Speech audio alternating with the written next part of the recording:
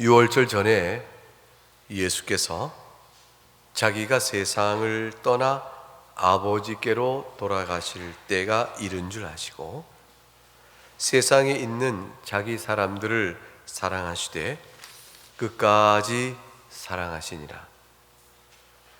3절 저녁 먹는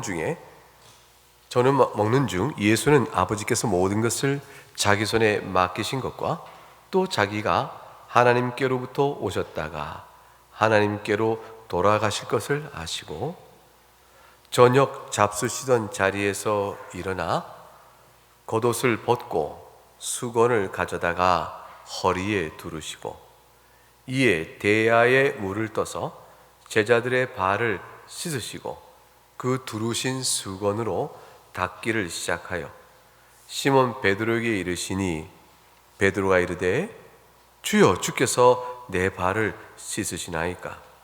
예수께서 대답하여 이르시되 내가 하는 것을 네가 지금은 알지 못하나 이후에는 알리라. 베드로가 이르되 내 발을 절대로 씻지 못하시리이다. 예수께서 대답하시되 내가 너를 씻어주지 아니하면 네가 나와 상관이 없느니라. 시몬 베드로가 이르되 주여 내 발뿐 아니라 손과 머리도 씻어주옵소서. 예수께서 이르시되 이미 목욕한 자는 발밖에 씻을 필요가 없느니라. 온몸이 깨끗하니라. 너희가 깨끗하나 다는 아니니라 하시니 이는 자기를 팔 자가 누구인지 아심이라. 그러므로 다는 깨끗하지 아니하다 하시니라. 그들의 발을 씻으신 후에 옷을 입으시고 다시 앉아 그들에게 이르시되 내가 너희에게 행한 것을 너희가 아느냐? 너희가 나를 선생이라 또는 주라 하니 너희 말이 옳도다. 내가 그러하다. 내가 주와 또는 선생이 되어 너희 발을 씻었으니 너희도 서로 발을 씻어주는 것이 옳으니라. 내가 너희에게 행한 것 같이 너희도 행하게 하려 하여 본을 보였노라. 내가 진실로 너희에게 이르노니 종이 주인보다 크지 못하고 보냄을 받은 자가 보낸 자보다 크지 못하나니 너희가 이것을 알고 행하면 복이 있으리라. 하나님의 말씀입니다. 하나님께 감사합니다. 복된 주일에 예배당으로 나오신 여러분, 그리고 아직 예배당에 나오지 못하시고 영상 앞에 있는 사랑하는 모든 교우 여러분들에게 예수 그리스도의 은혜와 그가 베푸신 평강이 충만하기를 주의 이름으로 축복합니다. 예수님께서는 믿으셔야 합니다. 자기 사람을 사랑하시는데 끝까지 사랑하십니다. 예수님께서는 바로 여러분을 끝까지 사랑하신다는 거예요. 오늘 본문에 있는 말씀은 여러분을 주님이 끝까지 사랑하세요. 정말로 믿으시길 바랍니다. 예수님께서 끝까지 사랑하신다는 그 말씀의 이 가르침을 구체적인 일로 오늘로부터 인해서 십자가에 죽으시고 부활 승천하실 때까지의 주님이 겪으시는 행하시는 일을 통해서 하나하나 드러나게 되어집니다. 우리가 오늘 설교를 통해서 살펴보고자 하는 내용은 크게 4가지인데, 하나는 주님께서 끝까지 사랑하신다는 말의 뜻을 한번 생각해 보는 것이고, 두 번째는 예수님께서 제자들의 발을 씻기게 되는 상황이 어떻게 해서 이런 일이 있게 됐나 하는 상황적인 이해를 도모해 보는 것이고, 세 번째는 그래서 예수님께서 제자들의 발을 씻을 때 베드로가 보여온 태도에 대해서 한번 생각해 보는 것이고, 네 번째는 예수님께서 제자들의 발을 씻기신 영적인 교훈과 뜻이 도대체 뭔가 하는 것들을 살펴보는 내용이 오늘 설교의 중심 줄기가 되겠습니다. 첫 번째로 1절에 보니까 13장 1절에 이거 한번 같이 읽어보죠. 시작. 유월절 전에 예수께서 자기가 세상을 떠나 아버지께로 돌아가실 때가 이른 줄 아시고 세상에 있는 자기 사람들을 사랑하시되 끝까지 사랑하시니라. 예수님께서 끝까지 사랑하신다. 이 말씀을 마음에 정말 새겨두시기 바랍니다. 누구를 끝까지 사랑하시는가?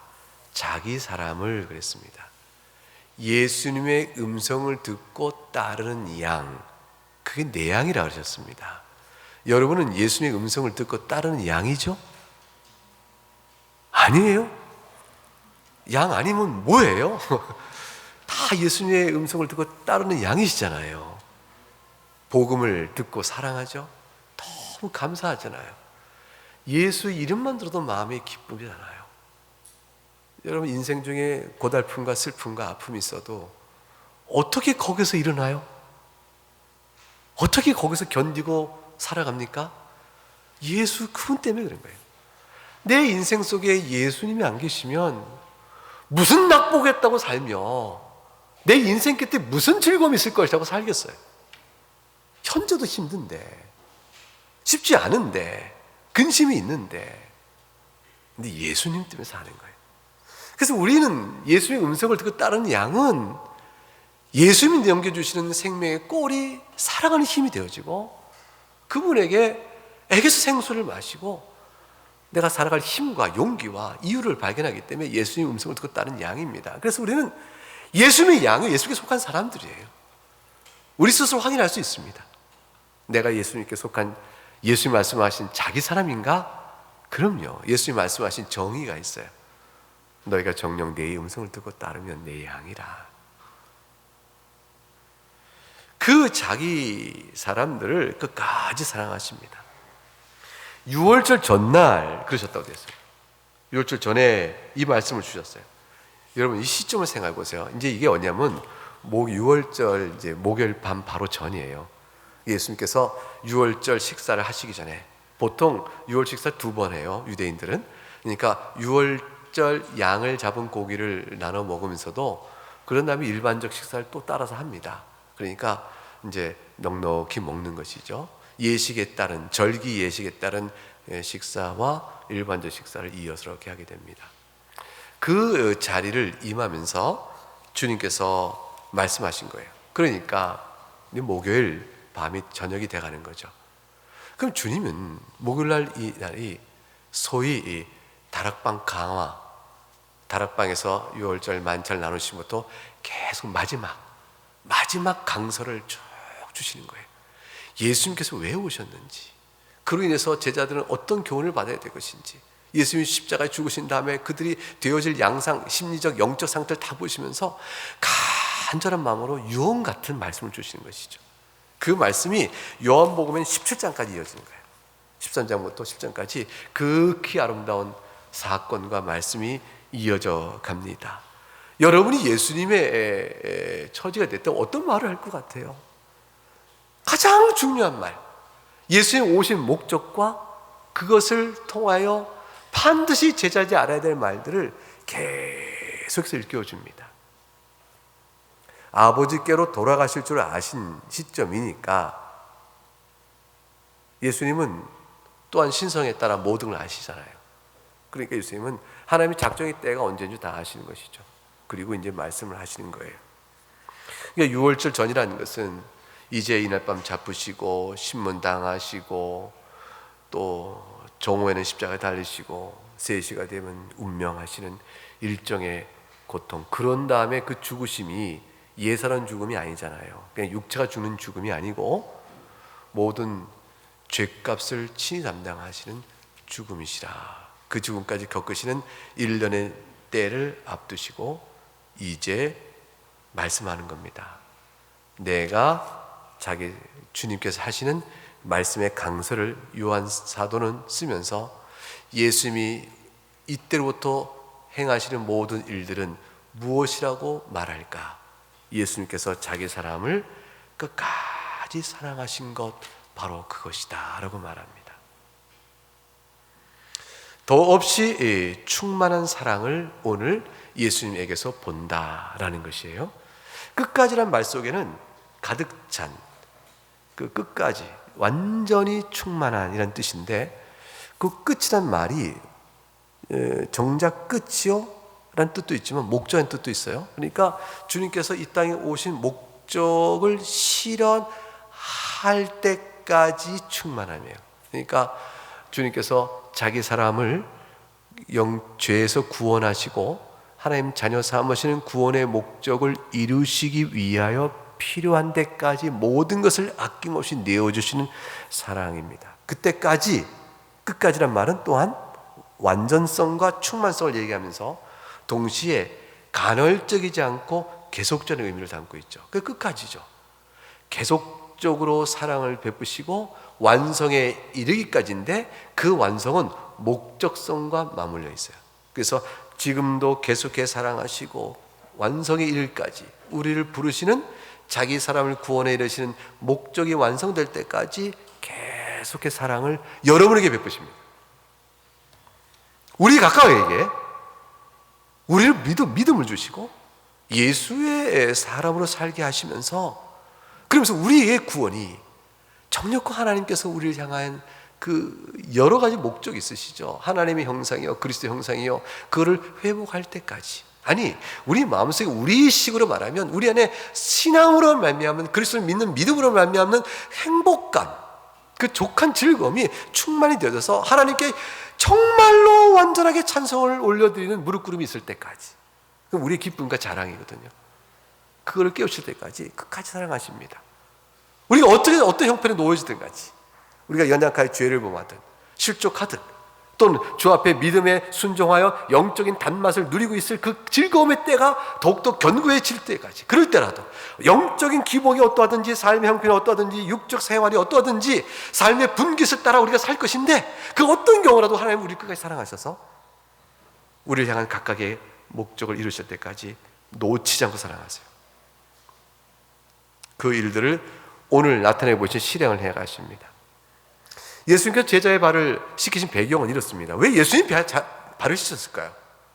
한번 가만히 생각해 보세요. 자, 이제 목요일 저녁에 만찬을 다락방에 다 모였습니다. 다 모였는데 유대인은 당연히 비가 오는 날은 다 진흙탕이니까 씻을 것이고 마른 땅에도 먼지가 발먼지 많아서 들어가면 발을 씻는 건 당연한 관례예요. 당연한 관례. 근데 발은 씻는 일은 종이 하는 일이었어요. 그러니까 높은 자는 안 하죠. 종이 씻어줘야 되는 것이죠. 그래서 예수님께서 제자들과 함께 다락방에 들어가셔서 이제 유월절 식사를 하시려고 할 때는 그 유월절 식사를 다 제공한 사람도 있고 다 있는데 종을 붙여주진 않았던 거죠. 그러니까 그 안에는 예수님과 12제자가 딱 모여 있는 겁니다. 그럼 생각해 보십시다. 누가 일어나서 발을 씻어야 될까요? 상황이 그래요. 지금 누군가는 일어나서 발을 씻어야 돼, 씻겨줘야 될 거 아니에요. 각각 알아서 씻으면 되지. 그러면 성질 급한 베드로가 물도 있고 물독이 다 있어요. 대야도 있고. 그러면 떠다가 자기 발을 자기가 딱 씻으면서 각자 알아서 씻어. 뭐 이렇게 하던가 무슨 일이 있어야 될 거 아니에요. 근데 아무도 발을 각각 씻지도 않은 채 그냥 만찬상 앞에까지 앉아 있는 겁니다. 마음의 생각들이 어땠을까? 이 발 씻는 일은 정말로 사실 종이 엎드려 신들매를 풀어주고 그리고 씻기 온 다음 닦아서 다시 신을 신겨주는 것이죠. 이거는 굉장히 낮은 위치에 있는 사람만이 하는 일들이라 제자들 가운데 선뜻 나설 수 없어서 내가 그런 사람이 아닌데 이런 일이 있게 된 것이죠. 사실 성경을 보게 되면 몇 가지 나오는데 사무엘상 25장 41절 사무엘상 25장 41절에 나발이라는 미련한 사람이 나와요. 다윗이 먹을 양식과 물이 필요 좀 달라 했더니 나발이 누군데 내가 다윗한테 주냐 이래가지고 다윗이 너무나 화가 났죠. 그래서 치려고 하는 찰나에 그 나발의 아내 아비가일이라는 사람이 얼른 여자가 지혜로워서 먹을 것 준비해서 다윗 찾아가서 엎드려 용서를 구하는 내용이 나옵니다. 그때 다윗이 너의 지혜를 보고 내가 치진 않겠다. 그러나 내가 당장 들어가 한 번에 치료했다는 사실을 말해줍니다. 그 말을 나중에 아비가일이 전하니까 나발이 그 말 너무 놀래가서 며칠 동안 수척해서 앓다가 하나님이 그 생명을 뺏어감으로 그냥 죽습니다. 그러나서 이제 아비갈을 다윗이 아내로 부릅니다. 아내로 부를 때 아비갈이 그 다윗이 보낸 전령들이죠. 그 다윗 휘하에 있는 용사들이겠죠. 그 앞에 탁 엎드리며 이렇게 말합니다. 내 주의 여종은 내 주께서 보낸 전령들의 발을 씻길 종이니이다. 이 말은 가장 낮은 위치에 있다는 말의 뜻이에요. 발을 씻길 종이다. 누가복음 17장에 봐도 너희 중에 네게 밭을 갈거나 양을 치거나 종이 있어 밭에서 돌아오면 저더러 곧 와 앉아서 먹으라 할 자가 있느냐? 도리어 저들에게 내 먹을 것을 예비하고 띠를 띠고 나의 먹고 마신 동안 수종 들고 너는 그 후에 먹고 마시라 하지 않겠느냐? 그 종은 음식상도 같이 앉다고 기다렸다가 다 주인이 먹고 난 뒤에 그걸 먹는 그런 자입니다. 세례 요한이 네가 그리스도냐 물었을 때 세례 요한이 뭐라고 표현했죠? 나는 내 뒤에 오시는 이가 바로 그인데 그의 신들매 풀기에도 감당치 못한다. 말은 이 말이 갖고 있는 세례 요한의 자기 낮춤을 생각해 보세요. 종들이 신들매 풀고 발을 씻겨주는데 그것조차도 못할 자입니다. 오실 그분 앞에서. 이게 이제 발을 씻겨주는 종의 일과 관련된 낮음의 모습입니다. 그런 상황인데 아무도 발을 씻는 사람도 없고 씻기는 사람도 없는 그런 양상이 지금 시간이 이게 흐르고 있는 것이에요. 여러분이 그 영화를 보거나 이 장면을 생각하고 여러분이 그 자리에 있다 그러면 이게 어찌 될까 하는 생각인 것이죠. 그럴 때에 누가 일어나셨어요? 예수님이 일어나신 거예요. 예수님이. 세상에 예수님이 일어나셔서 오늘 본문 보니까 대야에 물을 딱 뜨시고 겉옷을 다 벗으셨습니다. 예수님께서 다 벗으셨으니 입은 것은 예수님의 수치를 가리는 속옷 하나 외에는 아무것도 없으신 채로 그냥 계신 것이죠. 수건을 가져다가 허리에 탁 두르시고 대야에 물을 떠서 제자들 발을 씻기실 때, 씻기시고 두르신 수건 닦기를 시작할 때 시몬에게 이르시니, 시몬 베드로에게 이르시니란 말은 시몬 베드로에게 다가왔던 뜻이죠. 그럴 때 베드로가 이제 벌쩍 놀라게 됩니다. 아마도 예수님께서 누구를 먼저 제일 시켰을까요? 베드로일 거예요. 왜냐하면 베드로보다 먼저 5절에서 씻기 시작하여 베드로 차례가 왔을 때 왔다라고 됐다면 다른 제자들도 뭔가 말을 했을 거 아니에요. 유독 다른 제자들은 가만히 씻김을 받았다가 베드로니까 베드로가 말했다 이렇게 보기 어렵고, 씻기 시작 5절과 6절의 연관관계는 씻기 시작하다가 베드로 순서에 이르니 라기보다는 씻으시고 씻기를 시작하신 일을 하실 때, 그런 일을 하실 때 베드로에게 이르러서 씻기를 하셨다. 아마 이렇게 이해도 될 것입니다. 어찌됐건 베드로는 예수님께서 씻기를 하실 때 말을 하게 됩니다. 베드로가 뭐라고 말합니까? 6절 베드로가 뭐라고 말했는지 베드로 심령으로 말해보세요. 어떻게 말할까요? 주여 주께서 내 발을 씻으나, 이렇게 얘기하면 얌전히 막 벌쩍 떴을 거예요. 주여 주께서 내 발을 씻으나니까 베드로의 성미와 말을 보면 화들짝 놀라서 얘기할 거예요. 이 말을 할 때는 그 마음속에는 자기는 누가 내 발을 씻을 것인가 라고, 내가 내 발, 다른 사람 발을 씻어줘? 어림도 없지라는 생각과 누가 내 발을 씻겨줄 것인가 라고 생각했던 마음이 복잡한 마음 속에서 주님이 딱 나서니까 반사적으로 주님은 시킬 수 없습니다 하고 말할 뿐 아니라 자기의 교만한 마음까지에 대한 아픔도 있는 거죠. 복잡한 심리죠. 주님, 주께서 내 발을 씻으나이까. 그 말 가려고 쟤들이 씻으면 몰라도 그럴지 몰라요. 쟤들이 씻으면 몰라도 이런 말이 있을지 모르죠. 주님이 씻는다니까 베드로가 말립니다. 7절에 주님께서 대답하십니다. 내가 하는 것을 네가 지금 알지 못하나 이후에는 알게 될 거다. 예수님께서 답을 안 주시고 나중에 알게 된다 이렇게 말씀해요. 예수님께서 좀 답답하게 가르치시는 것 같죠? 직접 그때 상황, 베드로야 주인이 높으냐 하인이 높으냐, 내가 네 발을 씻겨주니 앞으로 너희도 이렇게 하라는 뜻이야. 뭐 이렇게 처음부터 뒤에 할 말을 말씀해 주시면 될 터인데 네가 지금 알지 못하나 나중에 알게 될 것이라 이렇게 말씀하십니다. 이 나중이 언제일까요? 나중이 언제일까요?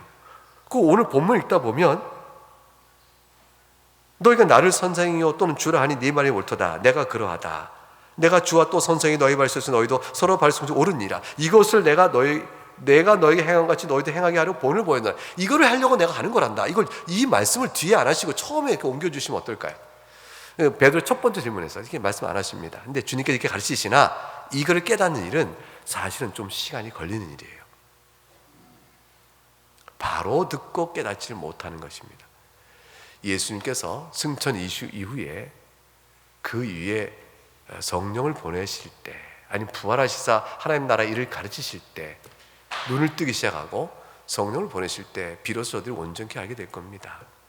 부활하신 주님께서 저들을 모아 40일간 이 땅에 계시면서 하나님 나라의 가르치심까지 저들이 제대로 알지 못할 것입니다. 참 더디게 해야 합니다.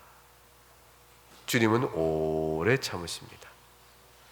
우리가 하나님의 말씀을 더디게 깨닫죠. 예수님 믿고 말씀을 배워가며 또 깨닫고, 그리고 삶 속에서 살아있는 말씀을 적용되어 우리 생활을 바꿔나가고 생각을 바꿔나가고 마음판이 바뀌어지는 일을 경험하는 일은 참 더디지 않습니까? 저는 신학교 와서 처음 복음을 들은 것처럼 깨닫는 시간들을 가져가요. 이전까지 예수를 잘 믿었거든요. 교회 생활 잘하고. 내가 복음을 처음 듣는 사람이 아니잖아요. 그런데 신학교 와서 배우는 동안에 처음 깨닫듯이, 처음 듣듯이 또 배워나갑니다. 신학교 졸업 이후에도 지금까지도 계속해서 배워나가고 있죠. 그리고 지금 보면 믿음의 생활에게 형편은 없어요. 이게 신자다운 마음 심성과 또 거기에 순종해 나가는 삶의 실천 이런 것들 보면, 또 좋아하는 것과 싫어하는 것 보면 여전히 비춰본 형편 없습니다.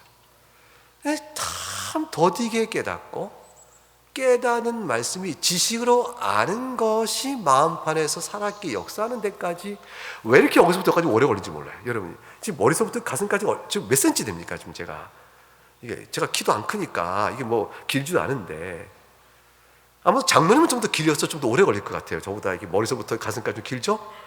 저는 짧은 게 더 오래 걸릴 텐데 장로님이 더 빨라요. 속도가 빠르신 것 같아요. 이게 한평생 안 내려오는 것도 있는 거죠. 안 내려옵니다. 참. 주님께서 직접 말씀해도 잘 못 깨닫고, 이들 제자들이 깨닫는 것은 구속사적인 흐름 안에서 주님이 행하신 놀라운 일을 경험해서야 깨닫고, 실제 제자들이 세워가는 뒤에 알겠지만 교회가 어떤 데를 보게 되면 사도들이 세운 교회, 그 교회 안에서 오늘 주신 본이 이루어진 교회의 양상이 얼만큼 성숙대가 드러나는가 보게 되면 저들도 한참 걸리는 겁니다. 한참 걸리는 거예요. 주님께서 그렇게 말씀을 했습니다. 네가 나중에 알 것이다. 그럼 여러분이 베드로였으면 질문 앞에 대답을 줬으니까 이제 어떻게 행하겠습니까? 주님, 뒤에라도 알게 하시면 그때 제가 알겠사오니 원하 주의 뜻대로 행하시옵소서 라고 겸손히 엎드려야 기대될 만하잖아요.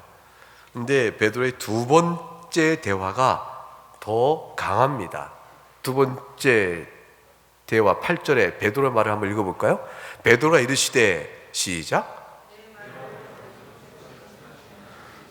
그렇게 베드로는 착하게 말하지 않았습니다. 좀 더 심하게 말했어요. 내 말을 절대로 싣지 못하십니다. 이게 이제 굉장히 베드로가 주께서 행하시를 도저히 감당. 그러니까 세례 요한의 말과 비슷해 보이죠? 내가 주님의 신들매를 매기도 힘든 사람입니다. 이렇게 말했으니까 그처럼 겸손하게 말한 것처럼 보이지만 이미 앞에서 네가 알지 못하느니라. 그러나 내가 행하겠다라고 하실 때 그 가르침에도 불구하고 뻗댄 게 되어지니까 베드로는 마태복음 16장의 형편에서 별로 달라지지 않았다는 걸 알아요. 그게 뭐예요? 베드로 16장에 뭐라고 했어요? 내가 죽고 3일 만에 다시 살아나리라 이렇게 말씀하니까 주여 절대로 그런 일이 있으면 안 되겠습니다 라고 말하잖아요. 그때 베드로의 태도가 뭐였냐면요, 16장 22절에, 마태복음 16장 22절에 예수를 붙들고 가나여 가로되, 그 가나여가 뭐냐면 책망하여 꾸짖어 가로되, 그 뜻이에요. 그러니까 베드로가 예수를 붙들고 예수를 막 야단을 친 거예요. 아니 선생님 그러시면 어떻게 됩니까? 그게 아니죠 라고 대든 거 마찬가지예요. 그렇게 책망했다가 가나요. 그 성정이 지금 잡히시기 전날 밤에도 베드로는 욱 하고 나와버린 거죠. 크게 변하지 않은 겁니다. 욱 하고 나온 거예요. 그때 베드로는 마태복음 16장 22절에서 주님께서 사탄아 내 뒤로 물러가라는 꾸짖음을 듣고 엄청난 교훈을 들었을 거 아니에요. 내가 한 일이 뭐였는가, 이거를 듣고 나서도 베드로는 욱 하고 나와버린 겁니다. 그러니까 우리가 말이죠, 자연적 성정에 따라 갖고 있는 많은 기질을 말씀으로 다스리고 또 회개하고 있지만, 그래서 평소에 잘 그 말씀에 다스린 가운데 있는 것 같은데 한 번씩 욱하고 나와요. 이게 안주가 없고 나올 수가 있어요. 자, 여러분 그렇죠. 그래도 많이 성화의 변화가 있지만 그래도 잊지 않고 아직 안 죽은 채 나온 것들이 있습니다. 베드로 나온 거죠. 그런데 은혜가 헛되지 않아서 그런지 베드로는 다른 모습이 이어져 나옵니다. 그게 뭐냐면 예수님께서 8절에 뭐라고 했냐면 내가 너를 씻어주지 않으면 네가 나와 상관없다 그러셨어요. 이 말을 듣고 난 다음에 베드로의 반응을 보세요. 베드로가 뭐라고 그랬죠? 9절에 뭐라고 합니까? 주여 내 발뿐 아니라 손과 머리도 씻어주옵소서. 이거 어떤 뜻으로 들려요? 베드로가 왜 이렇게 말을 했을까요?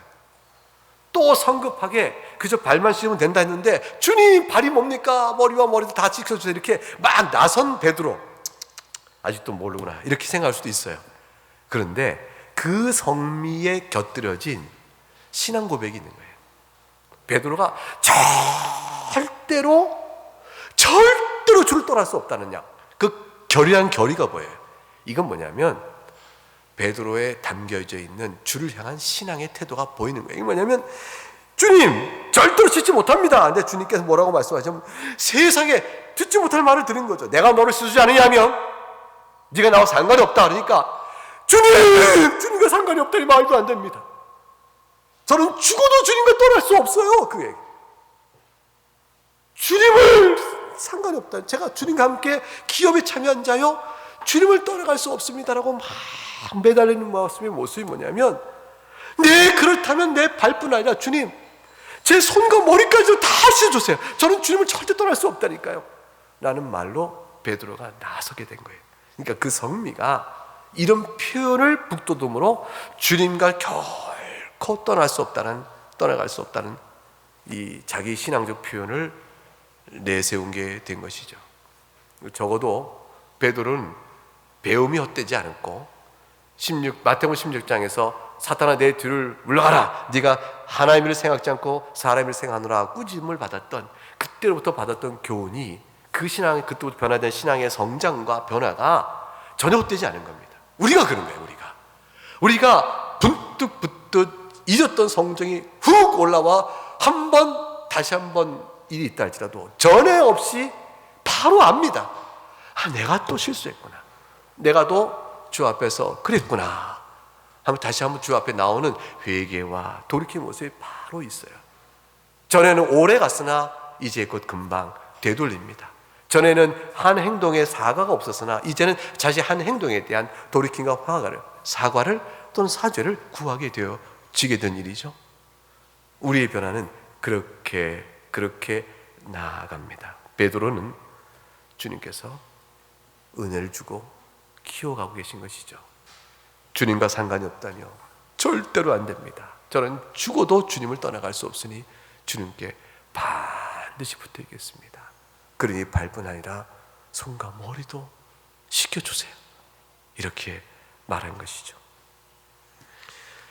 오늘 본문 속에서 그런데 예수님께서 그러면 이제 우리의 궁금증은 왜 이렇게 발을 씻기는 일을 친히 행하셨을까? 어떤 상황은 아까 말씀드렸지만 제자들의 모습이 가관인 것이죠. 여러분 이 제자들은요 참 우리보다 못한 것 같아요.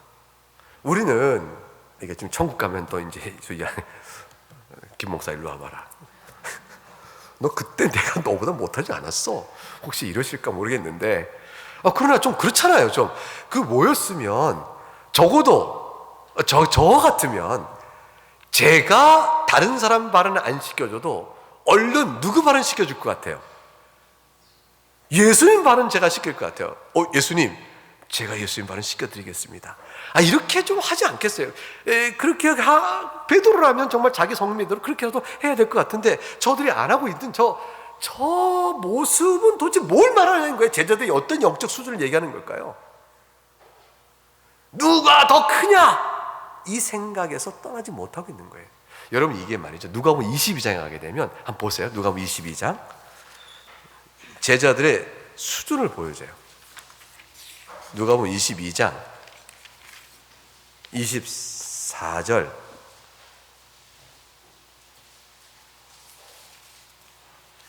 읽어볼까요? 누가복음 22장 24절 시작. 또 저희 사이에 그중 누가 크냐 하는 다툼이 난지라. 여기 언제 난 다툼일까요? 그 위로 한번 쭉 올라가 볼까요? 위로 올라가 보니까 14절 때가 이름에 예수께서 사도들과 함께 앉으사 15절 이 유월절 먹기를 원하고 원하였노라. 그리고 우리가 알고 있는 성찬의 규례가 제정되는 사건이 쭉 나옵니다. 그런 사건이니까 오늘 요한복음 13장의 맥락에 비춰보면 이미 주님께서 뭘 행하고 난 다음일까요? 이게 유월절 만찬은 제정하시고, 지금 대개 이후에 행하신 것은 유월절 만찬을 제정하시고 그 다음에 씻기시고 이런 내용일 수 있고, 씻기시고 식사해 나가는 과정일 수 있어요. 어쨌건 정확한 때를 알지 못해요. 이 부분은 이 때를 모르지만 교훈은 우리가 똑같이 받을 수 있는데, 이들은 예수님의 성찬을 받는 그때 이후에도 여전히 누가 더 크냐는 다툼의 교만한 생각이 마음속에서 힘있게 역사하고 있었던 수준이라 그거예요. 그러니까 이건 마태복음 한번 20장 가보면, 마태복음 20장 가게 되면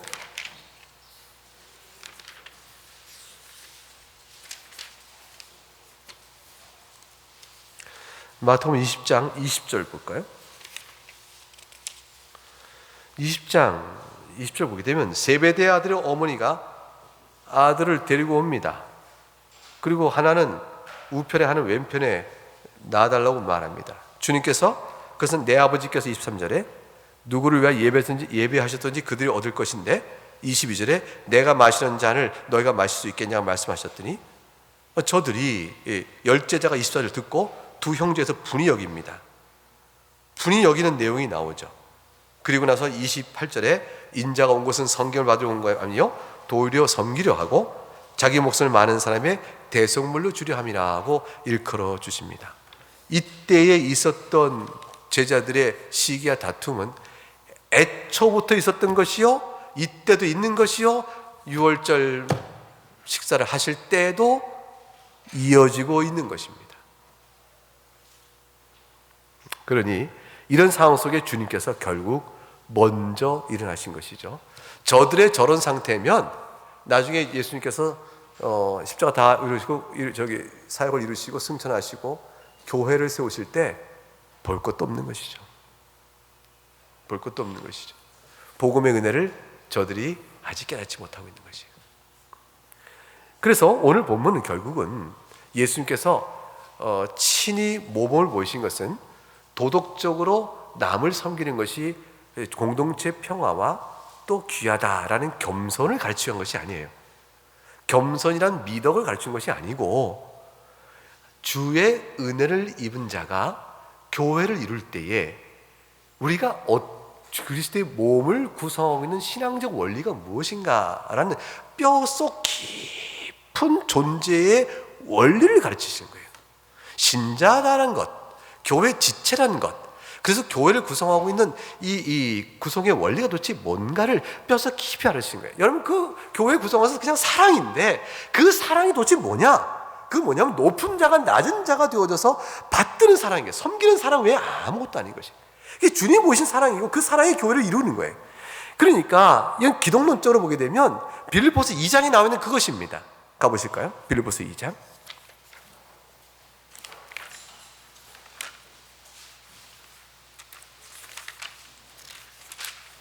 빌립보서 2장 6절과 8절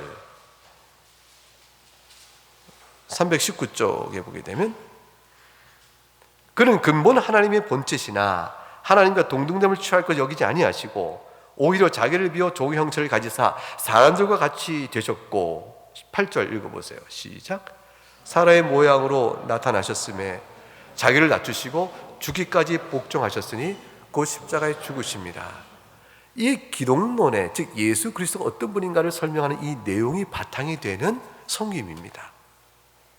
즉 근본 하나님과 본체이신 그 하나님께서 하나님으로 누려야 될 마땅한 바를 취하지 아니하시고 종의 형체로 자기를 낮추시고 주께 복종하심으로 우리 죄인된 우리를 섬기셨으니, 죄인된 우리가 어떻게 그리스도의 교회를 이루어 가야 할 것인가 하는 것엔 답을 내어주시고 있는 것입니다.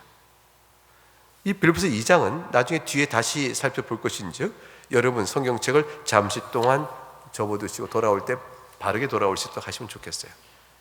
주님은 그 자기를 낮춰주심으로 사랑하심이 있어서 참 놀랍게도 발을 씻겨주시는데 차례가 와요. 베드로도 씻겨주고 요한도 씻겨주고 다 야고보 씻겨주고 다 바돌로 씻겨주고 다 씻겨주시는데 다 누구 앞에까지 왔을까요?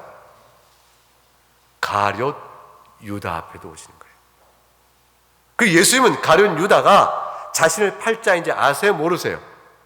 이미 알고 계시죠. 왜냐하면 오늘 본문 속에 11절 이는 자기를 팔자가 누구인지 아심이냐 그러셨어요. 너희 중에 다는 깨끗하지 않다고 그러셨어요.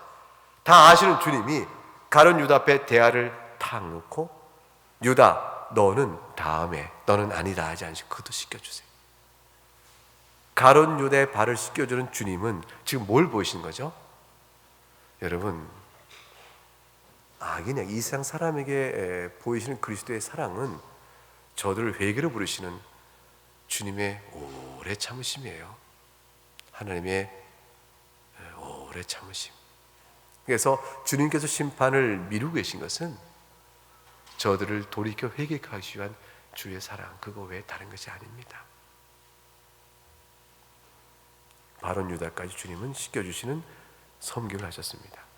우리처럼 가려 사랑하지 않고 사랑할 만해야 사랑하지 그런 것은 없으셨어요. 저자를 섬길만 하다 섬길만 해야 섬기지, 배울 게 있어야 같이 사랑하지, 그렇게 하지 않으셨습니다. 주님은 그냥 사랑하신 거예요. 그걸 나타내 보이신 겁니다. 구원어적 의미가 굉장히 오늘 행위 속에서 베드로의 대화 속에서 의미가 있습니다. 그건 뭐냐면 이미 목욕한 자는 발밖에 씻길 필요가 없다고 그러셨습니다. 너희가 이미 깨끗하니 온몸이 깨끗하다라고 말씀하셨죠. 이거는 디도서 2장 14절에 말씀하신 것처럼 그가 우리를 대신하여 자신을 주심은 모든 불법에서 우리를 구속하시고 우리를 깨끗하게 하사 선한 일에 열심하는 친백성이 되게 하심이라. 우리를 이미 자기를 내어주시고 불법에서 구원하시고 우리를 깨끗하게 하셨습니다. 이 선한 일에 열심하는 친백성이 되게 한 이 부분이 계속 발을 씻어야 될 부분으로 남는 거예요. 히브리서 9장 11절과 15절에도 주님께서 우리를 위한 좋은 일의 대제사장이 되셔서 단번에 자기 피로 영원한 속죄를 이루셨고 새 언약의 중보가 되셔서 양심으로 죽은 행실로 우리를 깨끗게 하신다고 되어 있습니다. 주 예수 그리스도의 속죄의 사역으로 의롭다함을 받은 자에게 있어서 요구되는 것은 남은 육신의 잔재요 그 흔적으로 말미암아 우리가 겪어야 될 죄의 성품과의 싸움, 그것이 성화인데 그 일이 우리에게 주어지고 있는 것이죠. 그래서 고린도서 6장 9절과 11절에 하나님의 유업을 받을 자는 불의한 자가 아니니 너희가 성령 안에 씻음과 거룩함과 의롭다함을 받은 자로서 로마서 13장 11절 14절 너희가 육신의 일을 도모하지 마라 그랬습니다. 이것이 우리에게 주어진 성품이죠. 주님께서 발을 씻겨주심으로 우리에게 그 교훈을 주고 계신 것입니다. 여러분, 우리는 온몸이 주의 은혜로 깨끗해진 사람입니다.